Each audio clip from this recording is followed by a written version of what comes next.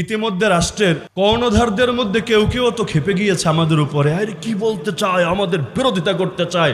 আসলে বিরোধিতা তিরোধিতা বিষয় না, আমরা হকের ব্যাপারে কারো সঙ্গে আপোষ করতে রাজি না। তুমি হকের পক্ষে থাকো, আমরা তোমার পক্ষে আছি, আর তুমি হকের বিপক্ষে যাবা, তুমি আমার বাপ হলেও তোমার ছাড় দিতে আমি রাজি না।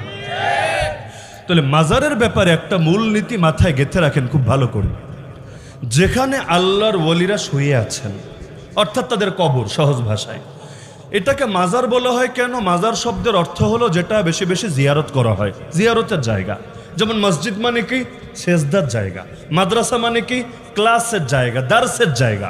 তাহলে যেখানে বেশি বেশি দার্স হয়, নিয়মিত দার্স হয়, সেটাকে মাদ্রাসা বলে। যেখানে নিয়মিত সেজদা হয়, ইবাদত হয়, সেটাকে মসজিদ বলে। তো একইভাবে যেটা নিয়মিত জিয়ারত হয় সেটাকে কি বলে? মাজার বলে। তাহলে ওলিদের মাজার বলতে আমরা বুঝাই যেখানে আল্লাহর কোনো ওলি শুয়ে আছেন। শাহজালাল রহমতুল্লাহ আলাইহি শুয়ে আছেন, শাহপরান রহমতুল্লাহ আলাইহি শুয়ে আছেন, খাজা মঈনুদ্দিন চিশতি আজমিরি শুয়ে আছেন, সুলতানুল আউলিয়া খাজা নিজামুদ্দিন শুয়ে আছেন। এটাই তো, নাকি আপনারা ভিন্ন কিছু বুঝেন? এবার আসেন, বাংলাদেশে মাজার বলতে যা প্রসিদ্ধ তা সব এমন না যে সেখানে কোনো আল্লাহর ওলি শুয়ে আছেন। বরং এর বাইরে আমার দেখা, আমি ছোট মানুষ, আমার দেখাও বড় ক্ষুদ্র, জানাও বড় ক্ষুদ্র, আপনাদের জানা আরও বেশি পরিধি বিস্তৃত হতে পারে। আমি ওলিদের কবর ছাড়াও দুই রকম মাজার চিনি বাংলাদেশে। আপনারা চেনেন কি চেনেন না আমারে বললেন। আমি আরও দুই রকম মাজার চিনি। একরকম মাজার হলো ওখানে কেউ শুয়ে নাই, ওখানে কিছুই নাই, এটা পুরাই হাওয়ার উপরে বিনা পুঁজির ব্যবসার জন্য বানিয়ে নেওয়া হয়েছে। যেমন একটা উদাহরণ দিলে খুব ভালো ক্লিয়ার হবে। আমাদের সিলেটকে লোকে বলে 360 আউলিয়ার পুণ্যভূমি। সিলেটে যে কোনো এরিয়া দিয়ে ঢুকতে চান, লেখা থাকবে 2টি পাতা ও 1টি কুড়ির দেশে স্বাগতম, অথবা 360 আউলিয়ার পুণ্যভূমিতে স্বাগতম। যেমন চিটাগাং যদি ঢুকতে চান, গতকাল চিটাগাংয়ে ওই এয়ারপোর্টে নেমে আমি খেয়াল করেছি লেখা আছে 12 আউলিয়ার পুণ্যভূমিতে স্বাগতম। তো চিটাগাংয়ে লেখা থাকে 12 আউলিয়া, সিলেটের লেখা থাকে 360 আউলিয়া।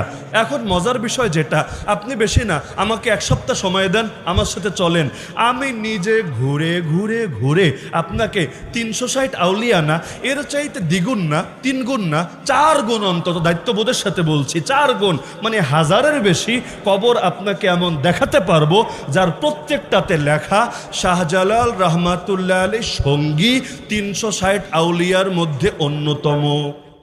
দ্বিতীয় কথা, এমন কিছু নিকৃষ্ট ব্যক্তি ছিল বাংলাদেশে, সময় ভালো না তাই নাম আনছি না, না হলে একদিন নামও মুখে আনবো ইনশাআল্লাহ, যারা প্রকাশ্যে কখন আল্লাহ নবীর শানে, কখন উম্মুল মুমিনদের শানে, কখনো ফাতেমা রাদিয়াল্লাহু আনহার শানে এমন নিকৃষ্ট জঘন্য গোস্তাখিমূলক কথা বলতো, যেই কথাগুলো কোনো মুমিন কেন অনেক নাস্তিক পর্যন্ত বলবে না। এমনকি ডিজিটাল যুগ এটা, এগুলো সবগুলোর ফুটেজ পাবেন, মানে এগুলো আমার কথা শুনে বিশ্বাস করা লাগবে না, আপনারাই ঘাটাঘাটি করেন। আম্মাজান আয়েশা নিয়ে কটূক্তি কে করেছে, খাদিজা রাদিয়াল্লাহু আনহা নিয়ে কটূক্তি কে করেছে, ফাতেমা রাদিয়াল্লাহু আনহা নিয়ে কটূক্তি কে করেছে। তো যারা তাদেরকে নিয়ে কটূক্তি করে ওদেরকে ঈমানদার বলে না বেঈমান বলে? আরে ওরা দাড়ি রাখলেও বেঈমান, ওরা নামাজ পড়লেও বেঈমান, ওরা জুব্বা পড়লেও বেঈমান, ওরা পাগড়ি পড়লেও বেঈমান। কারণ কাদিয়ানের মাথায়ও পাগড়ি ছিল, কাদিয়ানের মুখেও দাড়ি ছিল, কাদিয়ানের গায়েও লম্বা জামা ছিল, কাদিয়ানিকেও দেখলে বড় হুজুর না বড় পীর মনে হতো। তাতে কি? আপনারা কেন? গোটা দুনিয়ার সর্বস্তরের মুসলমান একমত, এমনকি সুন্নি রাখেন শিয়ারা পর্যন্ত এ ব্যাপারে একমত যে কাদিয়ানি মুসলমান না, কাদিয়ানি কাফের। এমন কাফের যে তাদেরকে জেনে বুঝে কাফের মনে করবে না, তারাও কাফের।